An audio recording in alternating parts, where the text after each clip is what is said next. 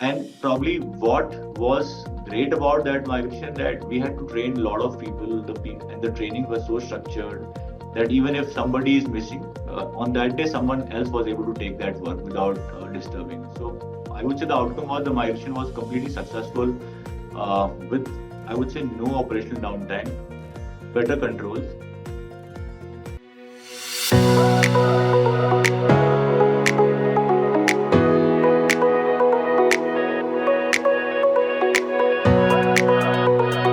Hello, everyone, and welcome to another episode of FaceTime with Leaders, a podcast by Directors Institute, World Council of Directors, where we bring you insightful conversations with industry pioneers who are shaping the future of business, leadership, and governance. I am Tanay All, and today we have the honor of speaking with Mr. Gaurav Pant, a distinguished leader with over 22 years of experience in financial strategy, risk management, and business transformation. Throughout his career, he has led high impact initiatives at esteemed organizations such as Citi, Fullerton, and GMAC, demonstrating his expertise in governance, compliance, and operational excellence. Beyond his corporate achievements, Mr. Pant is also an ultra runner, a dedicated waste warrior, embodying resilience, discipline, and a commitment to drive meaningful change both in and outside the business world. His journey is one of leadership, innovation, and adaptability, qualities that define today's most influential decision makers. Sir, it is a privilege to have you with us on FaceTime with Leaders today, and welcome to the show. Thank you, Tanay. Sir, every remarkable career has a story, a series of moments, challenges, and decisions that shape the leader to the one he becomes. So, Yeah. looking at your journey, spanning over 2 decades from driving financial strategy to leading large scale business transformations, there must have been a lot of pivotal moments that defined your path. So, if you were to take us back to the beginning, what sparked your interest in this field? So, I would say I did my education from Lucknow, the bachelor's education from Lucknow, and then decided to do an MBA. And fortunately or unfortunately, you can say I landed up in ICFI Business School in Hyderabad. We were a bunch of friends who were traveling first time from our city to Hyderabad to study. So it was a different kind of experience. Very nervous leaving the house for the first time, but yes, after reaching there and adjusting to the new city, all went well. So, moving very fast to how my career started. My journey into this world of finance, operations, and risk management wasn't something, as I said, I never planned for that. I never thought that I will get into this field. But after my education, when I got my first job, it was with Citi, and I was working with Citi. I joined them as a collection officer, and from day one itself, it was a challenging opportunities. I never thought that I will get into finance like this, right? Uh, I would say my early experiences exposed me to the dynamic nature of the financial service industry. That time it was not that much organized as what it is today, but the kind of opportunities and experience I got during that time was like something that has transformed my career from day one till these 22 years. So be it managing small teams to larger teams, everything is what City taught me, and I probably learned there, right? So, however, I would say City was the organization which gave me everything what I have today. In terms of, I worked there for almost 12 to 13 years. The initial job was 12 to 13 years, the first job, and having a first job with so much experience into this same organization. Uh, I probably I have seen in the financial industry, if you look at Tane, that there are phases where industry goes through, right? So I've seen all the ups and downs in that organization, and I've worked across, since I'm a financial risk professional. I've worked across the verticals in that organization, be it collections, be it underwriting, be it probably unsecured underwriting or a secured underwriting. Everything is what, and that organization taught me. Plus, I also did a lot of compliance work there. Before leaving the auction, I did a lot of compliance work there. So I would say Citi was something which gave me everything from learning the basic of risk management to probably leading large teams and becoming a true leader. And I worked across various geographies in that organization and driving a lot of processes, changing a lot of processes. Uh, we never thought of probably in those times to digitize a lot of stuff. Everything was very, very manual, very, very person dependent, be it collections or credit. But over a period of time, with changing dynamics in the industry and in the organization, we tried to digitize and solve a lot of complex problems, probably optimizing a lot of processes and I would say saving a lot of money for the organization by doing these changes.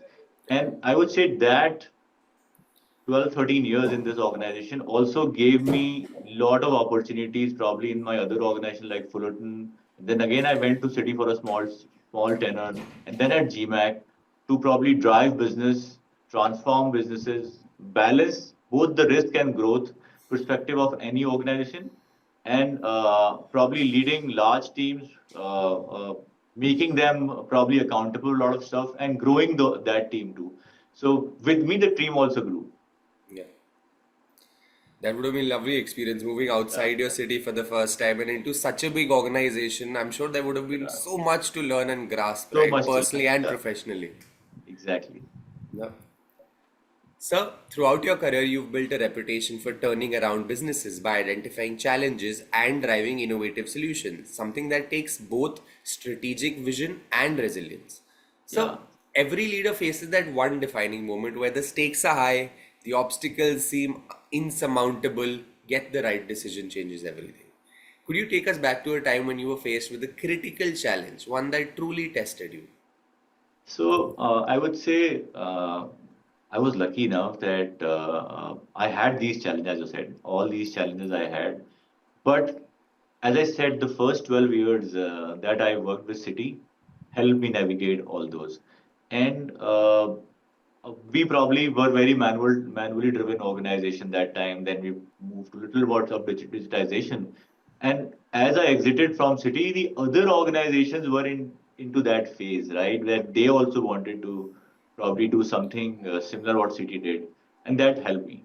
But so so I would say that uh, Citi, I did a centralization of an underwriting process there. And then when I joined Fullerton, they probably hired me for this work where they said, look, we will have to centralize the way you did in Citi. And that helped me navigate those challenges. So it was all local, right? So I was in Delhi doing this work for Citi. Then I moved to Mumbai with Fullerton doing a similar work for them, a different way of doing it. So I had this experience.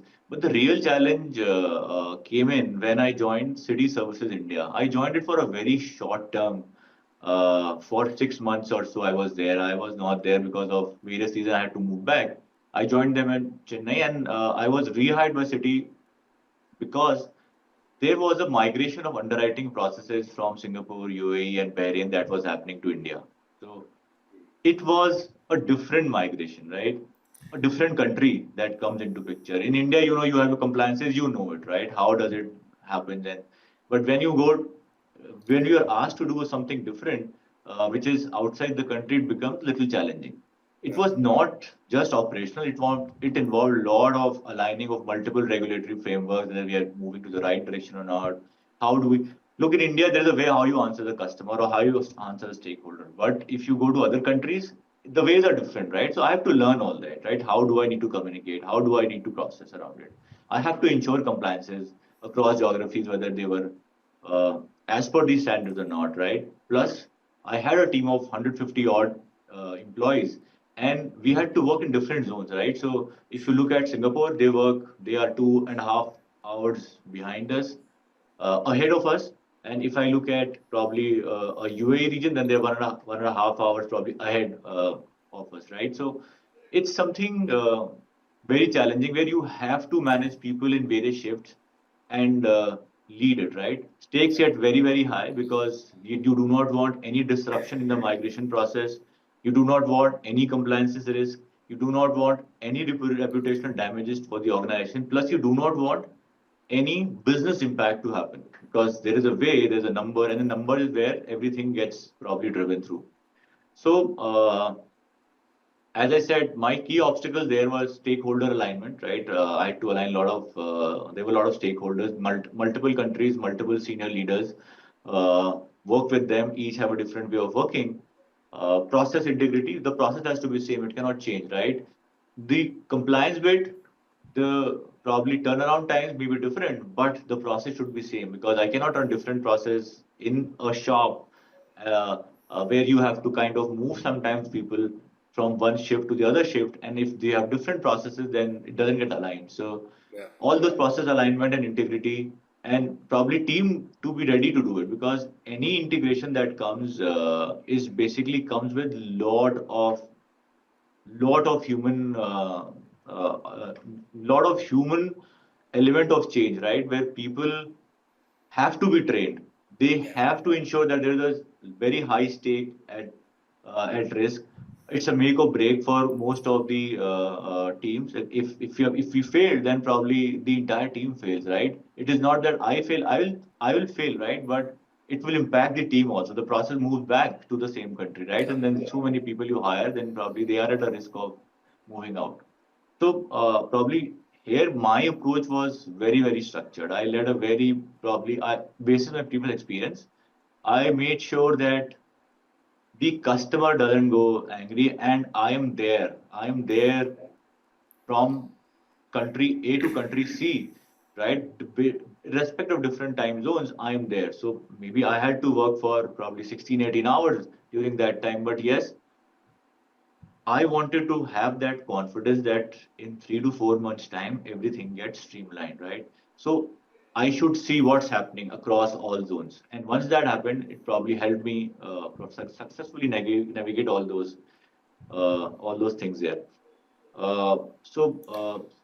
And probably what was great about that migration that we had to train a lot of people. And the training was so structured that even if somebody is missing on that day, someone else was able to take that work without disturbing. So I would say the outcome was the migration was completely successful with I would say no operational downtime, better controls, and we reduce the processing time. Although initially for first 2 months there were challenges and delays, communication issues, but then we got a grip of the process, reduce the processing time. So I would say this experience was something, although which was very small, but it reinforced my belief that the right balance of a strategic vision and people engagement can turn around a lot of things and probably make you achieve a lot of milestones. Yeah. And especially when it's a different country and compliances, I'm sure Uh, it's a hugely different task with handling so many people, and coming through that would have made you feel like there is something that has been there is done something, big. yeah. Yeah. So I know you've been at the forefront of digital transformation, driving automation, re-engineering processes, and making operations more efficient.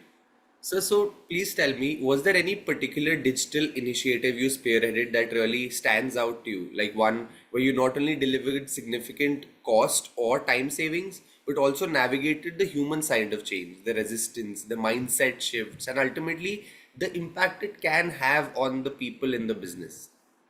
Yeah, so as I gave you example of this migration, so I would say this migration was kind of just a migration. The processes were pretty similar of what they were doing. It was locally, it moved globally, people do it. But the biggest digital transformation happened with Fullerton, right? Fullerton was all, I would say, manual process, completely very, very dependent on local branches. But when you had to probably lead the shift from a decentralized underwriting process to centralized, digitally driven credit risk model, is pretty different, right? And because the challenge the organization was facing was where inefficiencies, right? It was a person-driven process in the branch. If that person is on leave, everything goes off, right? Yeah. And individuals have their own way of interpreting things, and with so much fast moving uh, changes happening in the financial service organization, you have to move to a template kind of a process where, yes, some mind should work in a similar way. It cannot be that if somebody comes to you, you will say A and I'll say B. Look, I can say A dash, but you will still say A, right? So that should be the approach. So I would say that was something which probably took a lot of me, where I had to convince a lot of people that this is beneficial for them and this will help. Because if you centralize stuff, then there ought to be people movement. They have to leave their probably base city and move to a place where the organization wants to keep the processes. Those challenges, sometimes what happen, people move, sometimes people leave, right? Or sometimes people move, but with a caveat that they will move back in some time. So these dynamics play around. But we tried to, what we did was we kind of made it very less human dependent and moved to a lot of automation where system was doing a lot of stuff and human intervention reduced down. And I would say uh, training people, I would say training plays a very important part, because once you move the process, change the process, what happens? Uh, Everybody has to be aligned with what's your vision, right? What's the management vision? Because the younger kids, they are there, they have to be told or trained that this is what we're looking at. And this is where we want the organization to be, and we want them to be aligned. There are differences, but you have to train them, tell them, and then they do it. Uh, and I would say after doing all this, the impact was very huge. We had a very faster turnaround in processes, improved customer experiences. We probably reduced the fraud risk, because if it was all scattered, right? But there were manual interventions, a lot of manual discussions. But when it moved to online, right, then every unit was had the access to the data that was there on the system, right? So they were able to reduce the human intervention of connecting multiple hands or moving multiple hands, pick up stuff from wherever, whatever states the work is, and then do their work and reduce human dependency, right? And probably improve the operational efficiencies, streamlined workflows, cost savings, and more accuracy that was there. And I would say after that experience that I had with that organization, with a lot of challenges, it was the unsecured product. When I moved to GMAC, right, uh, I had to set up a new center here, or something new. It was from a movement from financial services to the education assessment center, but something different that I had to do, something probably a, a global operation center I had to set up, where I had to set up a content team. Then later on, probably finance, HR, tech, lot of some jobs moved to India. So that helped me doing all these things here and save a lot of cost and improve on operational efficiencies and synergies, right? Um, uh, I would say this initiative that I highlighted and is a digital transformation, not about just technology, but about people, uh, processes, and the purpose. So one has to understand why organization make these changes, right? They want to evolve uh, and improve their processes, and at the same time take care of their people, because people is something which take the organization to the next level. Yeah, and as technology is growing, or as it always has been, I think people always are at the forefront of doubting whether this will be nice or not. But that's what technology gives you, right? It has both sides, and if you use it well, then it's beneficial to everyone, I guess. Yes, exactly. So, navigating regulatory compliance across multiple countries is no small task because every market comes with its own legal frameworks, cultural nuances, and unexpected complexities. So, Yeah. for businesses expanding globally, the difference between success and costly missteps often lies in how well they anticipate and manage these challenges. Yeah. Given your extensive experience in handling regulatory compliance for multinational operations, what are some of the most common pitfalls companies should be wary of? Nice. So I would say whatever I did till to 2017 was more about domestic and whatever we were doing locally, changing process, and that was there. But my first experience came, as I said, I managed the global processes movement. That gave me some idea about what all compliances we have to take care of. But the biggest thing that happened was with GMAC when I joined GMAC, right? So, and I would say one of the biggest pitfall that I've seen is organization underestimate local nuances because there's a lot of small local nuances, a lot of small things that keep changing, which the MNCs are kind of not even aware of, right? And they are not wrong, right? Because each country has its dynamics. India is a country where laws change every 30 days, right? Something or the other comes up. Because we are evolved, we are a growing economy, so we will change, and it's no wrong in it. But then the multinationals have to make sure that locally they are connected well, so that whatever probably changes are coming, they are able to comply with those norms. So at GMAC, where I oversee financial, regulatory, and compliance functions across multiple business verticals, I've seen what companies struggle with is compliance misalignment, right? Like they assume the global policy can be applied uniformly without local adaptation, but it's not right. It has to Each country has its own dynamics. India is different, China is different, US is different, and UK is different. Each country has different laws. So you have to have partners who are there to guide you at each step, I would say. Uh, Secondly, there are cultural misunderstandings, right? Uh, One is that how you have to interact with the local employees and the way you interact with the global employees are a little different. Each country is different.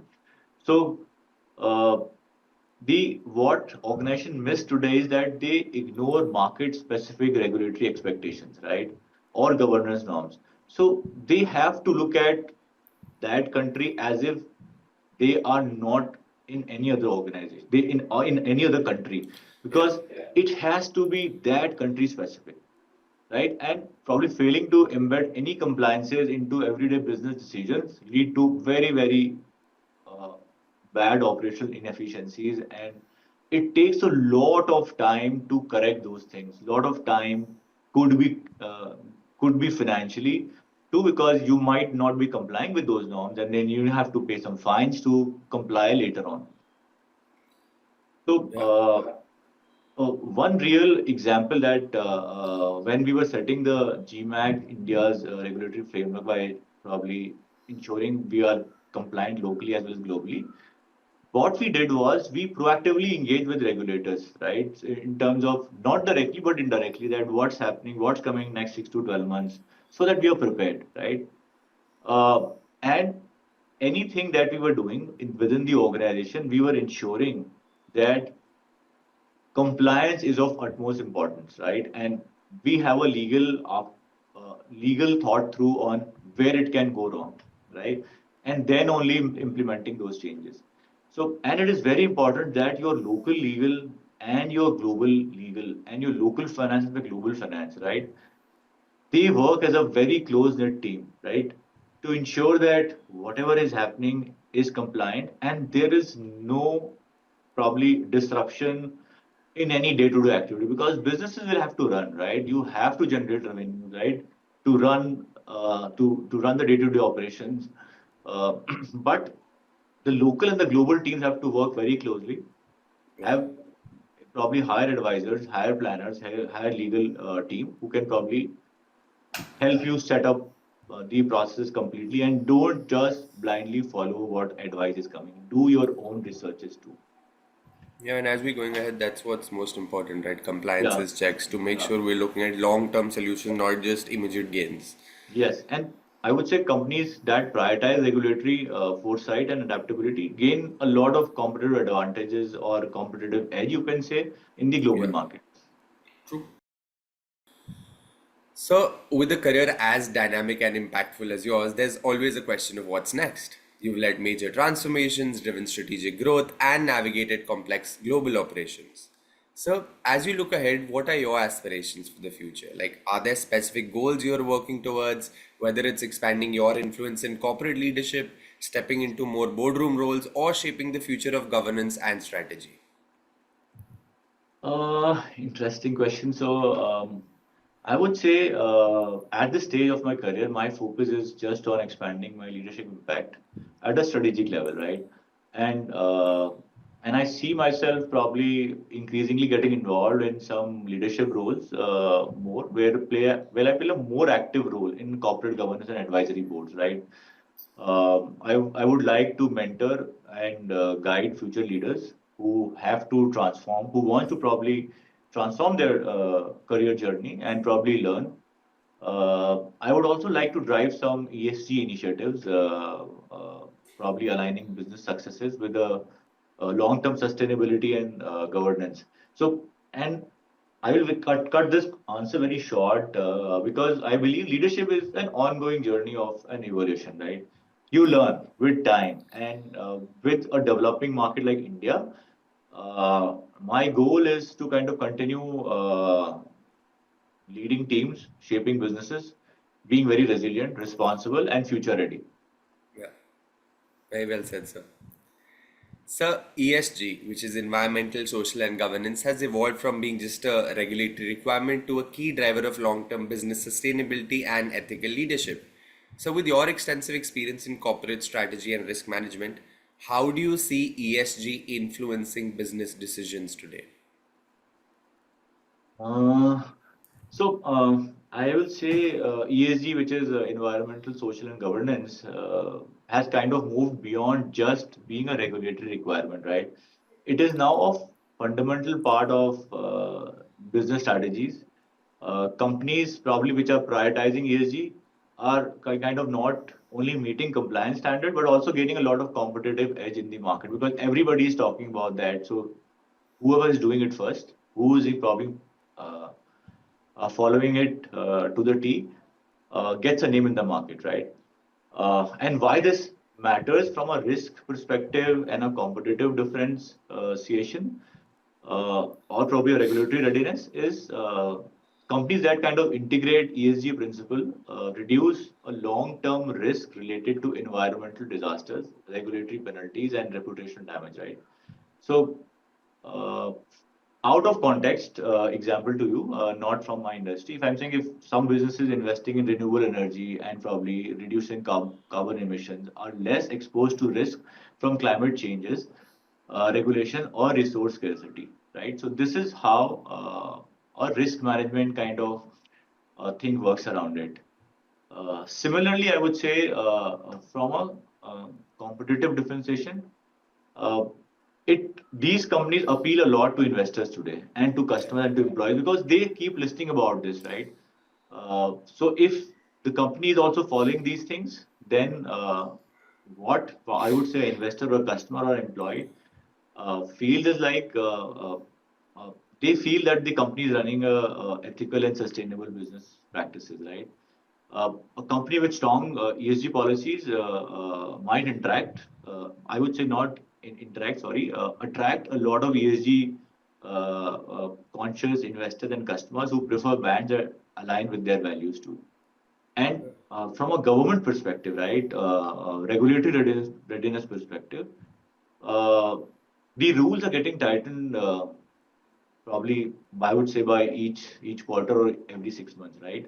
So whichever companies are adopting to these frameworks are better positioned. I would say they are better positioned to navigate through these reporting requirements and avoid some last minute regulatory hurdles. And I said, look, you have to be ahead of time, right? Organization has to be ahead of time, and I don't mind people investing in teams who are there or in partners who are there to guide them that they see this coming in next 3 to 6 months, right? If not 100%, start incorporating these habits uh, in your day-to-day work. So that's how I look at ESG. And at GMAC or something, I would say we are an assessment organization, very small, right? But still, we believe that at GMAC, corporate governance and risk mitigations are key operational pillars for us, right? We have a dedicated team to kind of look at all these things, keep guiding, keep telling the relevant stakeholders that what is coming and where they have to get aligned, right? It has to, I would say, we have to work towards long term financial stability and growth, right? We have to make our products and processes trustworthy with our investors, with our customers, and with our employees, right? So, and we have to adopt these changes and evolve with it. Yeah, because the world's ever changing, and now it's Yes. not no longer about just success. It's about Yeah. like following the process and making sure because everything's out in the open, not like earlier probably when you wouldn't Yeah. get to know. Now everyone knows what you're doing, Yeah. everyone is checking it, so becomes more Yeah. important. Yeah. Yeah. And I would say the future belongs to businesses that integrate with ESG into the DNA and probably recognize this is a strategic advantage rather than True. any burden on them, right? Because a lot of things come and go. I think this is here to stay. Yeah, yeah. Very well said, sir. Yeah.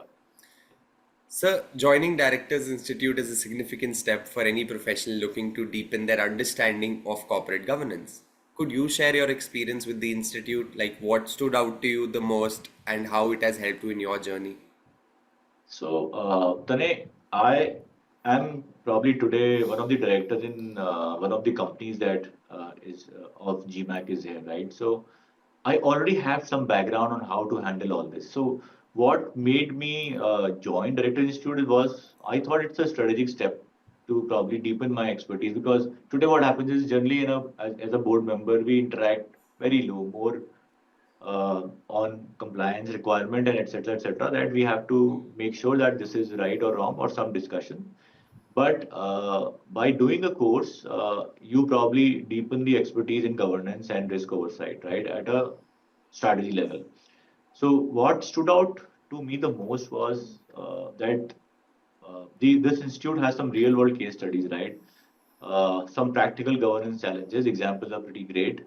Uh, Expert-led discussions happening. There are some classes that the institute gives you, recorded session, or you can join also, where you get insights from the industry leaders who are or who have shaped the boardroom strategies.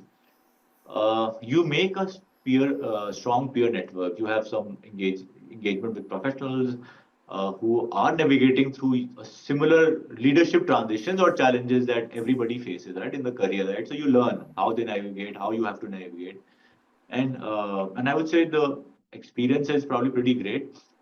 It is refining my governance knowledge and approach and also ensuring that I contribute meaningfully to any strategic decision at a corporate level.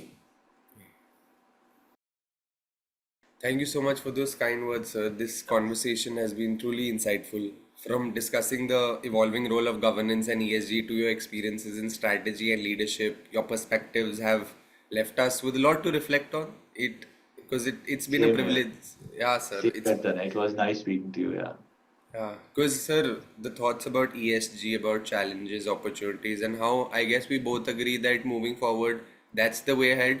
I That's the think way that ahead. was, yeah, and I think that was a lovely learning experience for everybody, and our viewers would surely be enlightened by listening to this and learn more. So thank you so Hopefully. much for joining us. Thank To you. all our listeners, thank you so much to you guys for joining us today. We hope that it's been an enlightening session, and we hope to see you guys again soon. So until next time, keep striving, keep thriving for more, and have fun in your journey. Thank you so much.